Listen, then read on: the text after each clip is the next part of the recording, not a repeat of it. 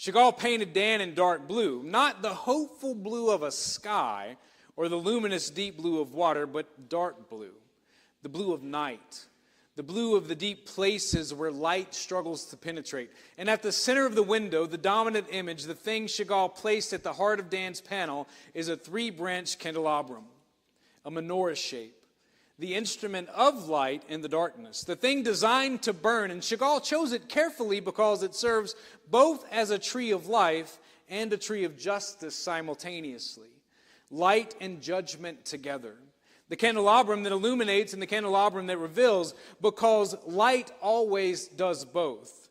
It comforts and it exposes. It guides and it shows what's been hidden.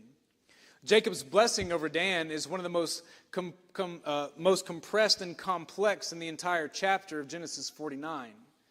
In verses 16 through 18, Dan shall judge his people as one of the tribes of Israel.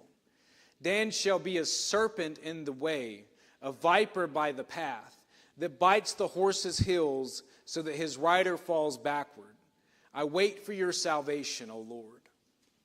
Dan shall judge his people. The name Dan means to judge. Din in Hebrew, the one who brings justice, the one who decides, the one who discerns. And Jacob gives Dan the highest possible calling, the vocation of justice, of seeing clearly and deciding rightly. And then immediately the blessing shifts into something darker, a serpent in the way, a viper by the path, biting the horse's heels. The serpent imagery is not incidental. The serpent in Genesis is the creature associated with the deception and the subversion of what should be straight. Jacob is giving Dan the calling of justice and simultaneously warning that the tribe's method of achieving it will be crooked. The judge who bites from the hidden place. The justice that comes from the ambush rather than from the open seat of authority. And then Jacob interrupts himself with the most personal and unexpected statement in this entire blessing chapter.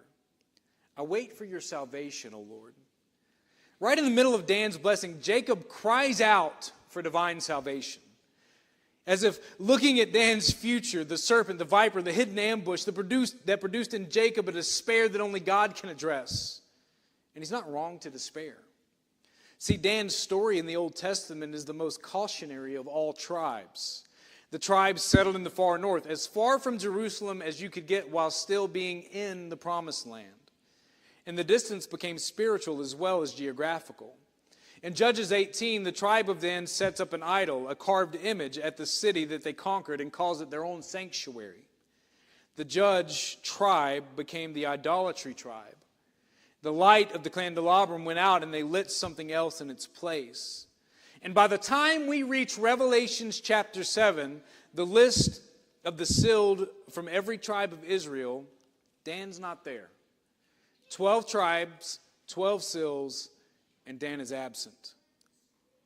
What we miss is the weight of this absence. A tribe whose windows Chagall painted with a candelabrum, an instrument of light, a tree of justice, the symbol of vocation that they were given, is the tribe that is not on the list of the redeemed in Revelation. The light went out.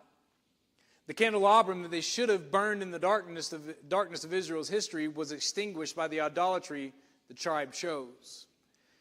The dark blue of the window is not just atmospheric, it's prophetic. The darkness that surrounds the candelabrum in Chagall's windows is the darkness that eventually consumed the tribe that was supposed to push back. And this is the most uncomfortable thing that I will say in this series. The calling does not guarantee the faithfulness. The vocation does not ensure the completion. Dan was called to judge. Dan was given the candelabrum. Dan had the light. And Dan put it down.